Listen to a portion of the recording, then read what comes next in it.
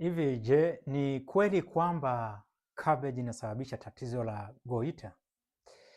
Kuna baadhi ya wagonjwa ambao wamekuwa wakinipigia simu wakiniuliza kwamba je, hivi cabbage uhalisi wake ukoje unapohusanishwa na tatizo la goita? Maana unakuta mtu ameenda hospitalini ameambiwa kwamba wewe usitumie cabbage kwa sababu cabbage inaweza ikasababisha tatizo la goita, ambapo tatizo la goita ni tatizo ambalo unakuta mtu hapa pamevimba, maana ile tezi ya thyroid ndio unakuta imevimba. Sasa wamekuwa kiuliza ukweli ukoje? Kwa kama umekuwa ni mmoja ambao umekuwa na swala design hiyo, basi nitaweza kuizungumzia katika video hii. Katika video hii nimelenga watu wafuatao ambao wamekuwa na wasiwasi. Moja ni wale wapenzi wa kula mboga. Namba moja ni cabbage, broccoli, kuna habari za cauliflower na mboga nyingine ambazo ziko kwenye jamii ya vegetables, kwa sababu ambazo zimesheheni sana kwa wingi hivyo vitu ambavyo vinatumiwa kusababisha tatizo la goita. Namba mbili, nimelenga wale wagonjwa wenye shida ya tumbo hasa ambao kwenye matibabu ya H pylori, kwa sababu nimeshawahi kuleta video ambazo zinazungumza matumizi ya cabbage, hususan cabbage ya juice katika mfumo wa juice katika kutibu vidonda vya tumbo hasa kumtibu H pylori katika masiku 14. Namba tatu, nimetengeneza kwa ajili ya wale wagonjwa wote ambao wana shida ya goita, ambao wanaamua kukwepa mboga hizi kwa maana kwamba wameambiwa kwamba hizi ni mbaya, zinasababisha goita. Kwa hiyo nitaweza kuzungumza kwa kina uhalisia ukoje juu ya mboga ambazo zote zina kemikali hizo ambazo zinatumiwa kusababisha goita na uhalisia ukoje, afu pia nitakuachia na ushauri wa kwenda nao katika video hii. Uko nami Emmanuel Mpalie, nutrition specialist. Twende katika mada hii ambayo utangazia je, kwamba cabbage inasababisha tatizo la goita. Kiufupi kwanza ni kuelezea habari za tatizo la goita kwa ambao huifahamu. Tatizo la goita ni uvimba ambao sio wa kansa, ambao unajitokeza pindi ambapo tezi ya thyroid ambayo iko maeneo ya shingoni hapa huwa inavimba. Huwa inavimba kwa sababu eza ya kutokupata madini joto ambayo ni iodine ya kutosha, ama inaweza ikawa imevimba kwa sababu tu kwamba eza inatengeneza homoni nyingi au inapata madini mengi ya iodine, na hivyo kusababisha tunasema kwamba ni hyperthyroidism, na mwisho wa siku huu unaisha kupata issue ya goita. Lakini kitu kingine ambacho kinapelekea hii tezi kuvimba ni issue ya kinga, na huu ndio mfereji mkubwa sana nadhani pia kwamba kinga zako zinashambulia tezi hii, kwa kwamba ni autoimmune reaction ambayo inapelekea hii tezi kuweza kuvimba na kusababisha issue ya goita. Na cha tatu ambacho ndio msingi mkubwa sana katika video hii ni kemikali ambazo nataka kwamba ni goitrogens. Goitrogens hizi kemikali zinapatikana kwenye vyakula ambavyo tunakula hasa vitokanavyo na mmea. Na mimi nimekuwa nikishauri ulaji wa vyakula vitokanavyo na mmea, plant based food, ambavyo vimedhibitika kwenye mafiti mingi kuweza kutibu magonjwa aina mbalimbali mpaka kuzuia masuala ya goita. Sasa uhalisia ukoje wakati vyakula vingi hivi vina issue ya goitrogen? Tutaiangazia. Hivyo tuangazie habari ya mboga ya cabbage ambayo ndio mtuhumiwa mkubwa sana, ambaye anasema kwamba na vitu hivyo ambavyo ni goitrogen ambavyo vinapelekea tatizo la goita. Cabbage ni mboga ambayo inapelekea kwenye kundi ambayo kwamba ni cruciferous vegetables. Mboga hizi zote zinahusisha cabbage yenyewe, broccoli, cauliflower, kuna spinach pia inaweza kwenye kundi hili, kuna bok choy. Hizo zote ni kuna mboga zipo nyingi nyingine ambazo sio famous kwa mazingira yetu, zote ziko kwenye kundi moja na huyu cabbage. Kwa hiyo kundi hilo linaitwa kwamba ni cruciferous vegetables. Mboga hizi zimekuwa zikidhibitika na kuhimizwa kuliwa mara kwa mara kwa sababu ya nguvu tiba ilizonazo. Mboga hizi kwanza kwenye magonjwa ya saratani, kansa mbalimbali kama kansa ya kibofu, kansa ya utumbo mpana, kansa ya matiti. Ukija kwenye kansa zenye tunasema kwamba ya hii tezi ya thyroid na kansa nyingine, mboga hizo ni nzuri sana, zinapambana na kuzuia magonjwa hayo kwa sababu ya uwepo wa compound, ambayo compound hiyo tutaangazia katika sehemu zake kuu mbili, yani ni upande wa kulia na kushoto. Mboga hizi zina compound ambayo kwamba ni glucosinolate. Compound hii inapatikana kwenye mboga hizo na kazi ya compound kwenye mmea hii ni kulinda mmea hii dhidi ya magonjwa. Unapokuwa umechukua cabbage ukaikatakata ama ukaitafuna mdomoni, unapoivunjavunja pale huwa inatuletea compound ambazo kwamba ni ITC, isothiocyanates, ambapo compound hizi ni nzuri kwa maana kwamba ni anti-cancer, zinazuia cancer, zinazuia masuala ya mioto, zinazuia na vitu vingine, ni bora hata kwa masuala, yani ni safi sana kwa ajili hata magonjwa ya moyo. Lakini katika namna nyingine pia huwa inabadilishwa wakati mwingine kwenda kwenye kemikali ambazo tunaita kwamba ni goestrogens. Sasa tuziangalie hizi compound mbili ili nikufahamishe vizuri, uelewe kwa kina uhusiano ukoje. Ukija kwenye hizi ITC, mfano wake ni compound ambayo nimekuwa nikiitaja sana kwamba inasaidia kwenye kutibu vidonda vya tumbo, kumuua H. pylori bacteria, ambayo tunaita kwamba ni sulforaphane. Ni moja compound ambayo ni moja compound ya hizi compound ambazo tunaita kwamba ni isocyanates. Hizi sulforaphane ziko vizuri kabisa katika mchakata na kumuua H. pylori bacteria. Zimekuwa kutumika katika sehemu ya matibabu. Ndio maana nimekuwa nikishauri matumizi ya juisi kwa wale wagonjwa ambao wanahangaika na tatizo la H. pylori bacteria, wao wenye shida ya vidonda vya tumbo. Lakini compound nyingine ya pili ambayo ni ITC ni phenyl isocyanates, ambayo ni compound nyingine ya pili ambayo pia ina faida yake nyingine tofauti na sulforaphane.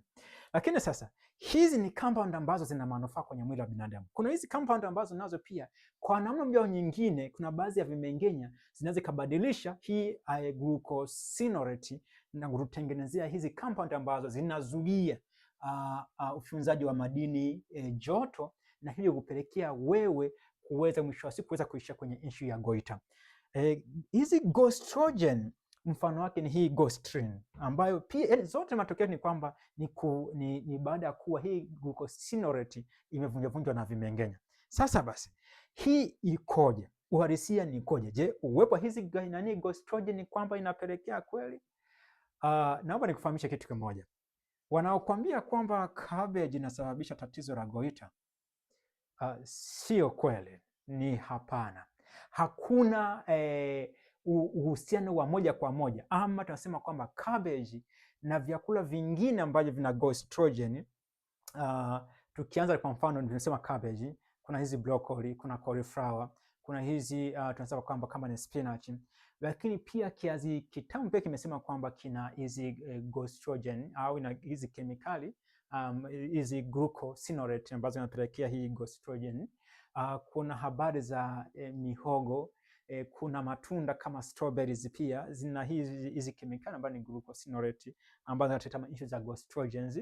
Ni kwamba hivi vyakula havisababishi au wala sio kisababishi cha tatizo la goiter. Hakuna mtu aliyekula muhogo akapata goiter. Hakuna mtu aliyekula broccoli akapata goiter. Wala hakuna mtu ambaye ameweza kula strawberries akapata goiter. Kwa hiyo cabbage sio kisababishi cha moja kwa moja. Kuna baadhi ya tafiti ambazo zimekuwa kizihusanisha habari za gostrogen na kusababisha issue ya goiter, kwa maana kwamba gostrogen hizi zinazuia ufyonzaji wa madini joto.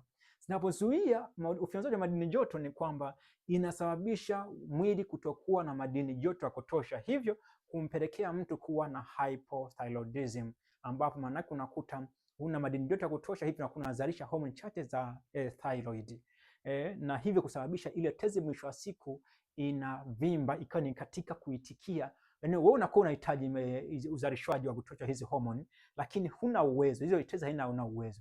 Inaamua kutanuka, kwa maana ya kwamba inatanuka katika kuangalia namna kuweza kuongeza uzalishaji wa hizo hormone za thyroid, ambacho sasa inakuwa ni ngumu, mwisho wa siku mtu anaishia kupata nini? Hiyo issue ya goiter. Sasa fahamu hivi, cabbage sio kisababishi cha awali cha goiter.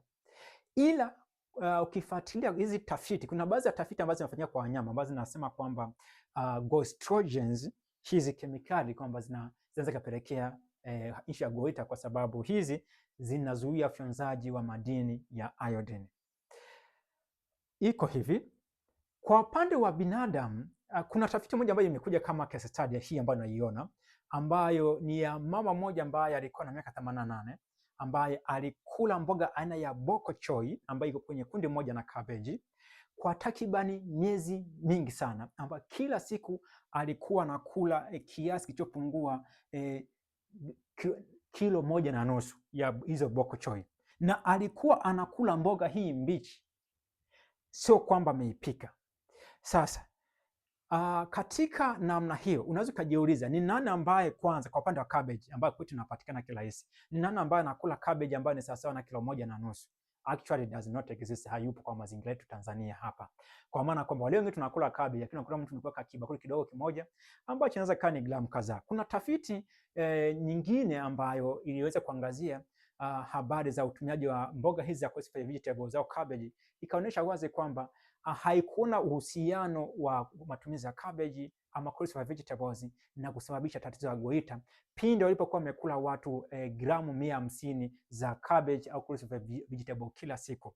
Kwa hiyo unaweza ukaona kwamba unapotumia mboga ya cabbage au cruciferous vegetable katika kiwango cha kawaida ambayo tumekizoea kiasi kukitumia, hakuna namna ambavyo unaweza kupata issue ya goita na hakuna namna ambayo unaweza kupata issue ya hizi gostrogen. Lakini pointi ya pili ambayo ilinotoa ni kwamba huyu mtu alikuwa anakula hizi bok choy ambazo zilikuwa ni mbichi. Ukijaribu kuangalia ni kwamba tafiti zinaonyesha kwamba wazi unapokuwa umekula mboga mbichi, kwa mfano kama ni cabbage mbichi au umekula zile broccoli zikiwa ni mbichi, kunawezekana kupata hizi gostrogen nyingi sana, kwa sababu vile vimeng'enywa ambavyo vinabadilisha hizi glucosinolate kupeleka kwenye hizi kemikali ambazo ni gostrogen huwa zinakuwa ni nyingi, na zile huwa vimeng'enya vinaharibiwa na joto. Unapopitisha kwenye mvuke cabbage, unapoipika ile cabbage jikoni, ni kwamba ni unaondoa vile vimeng'enya ambavyo vinaweza kubadilisha ili glucosinolate kwenda kwenye issue ya gostrogen.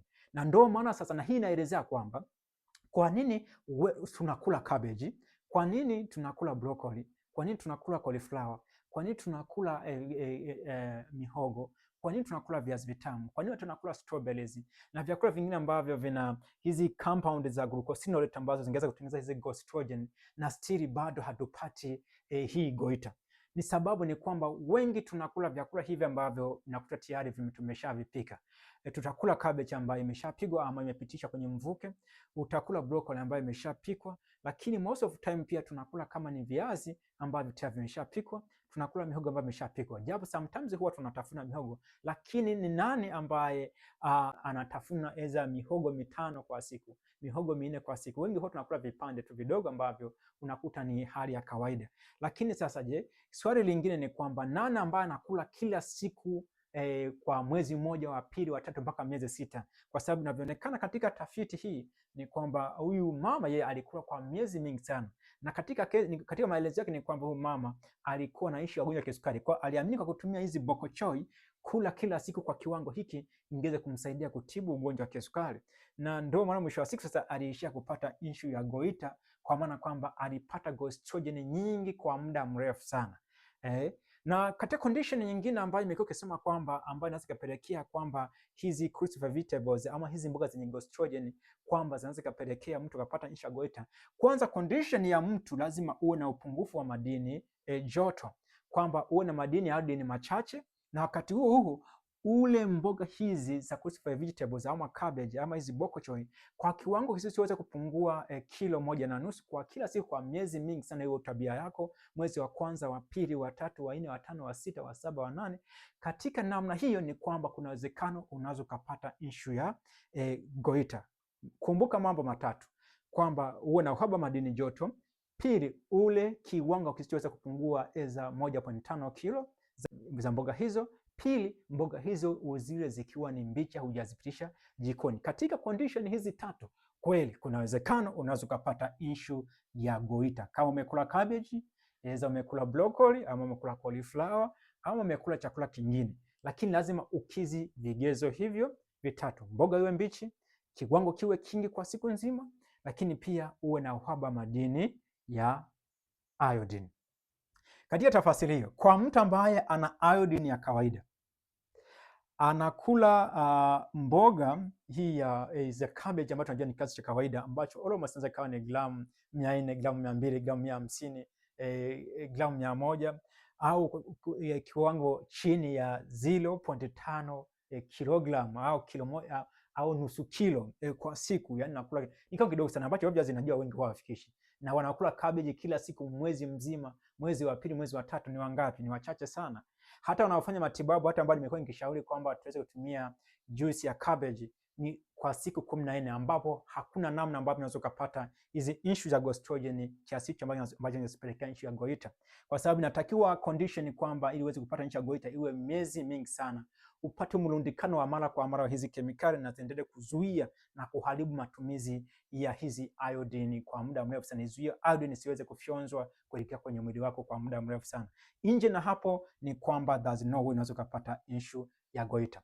Katika tafasiri hiyo, wewe ni kipi ambacho unatakiwa uondoke nacho baada ya kuwa nimepatia maelezo yote haya ambayo yanahusiana na hizi mboga ambazo zina hizi kemikali za gastrophen ambazo na hizi kemikali za glucosinolate ambazo zinaweza kutupatia hii gastrophen?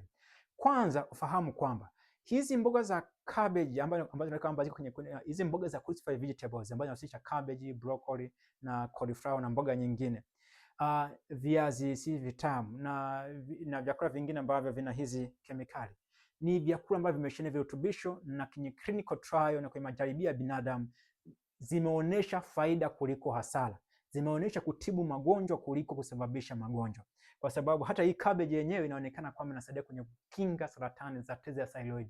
Kwa hiyo ni kwamba vyakula hivi unatakiwa ufahamu kwamba vinazuia magonjwa na vina faida nyingine nyingi. Kwa hiyo ni vyakula ambavyo ni muhimu sana. Hiyo ni pointi ya kwanza kufahamu.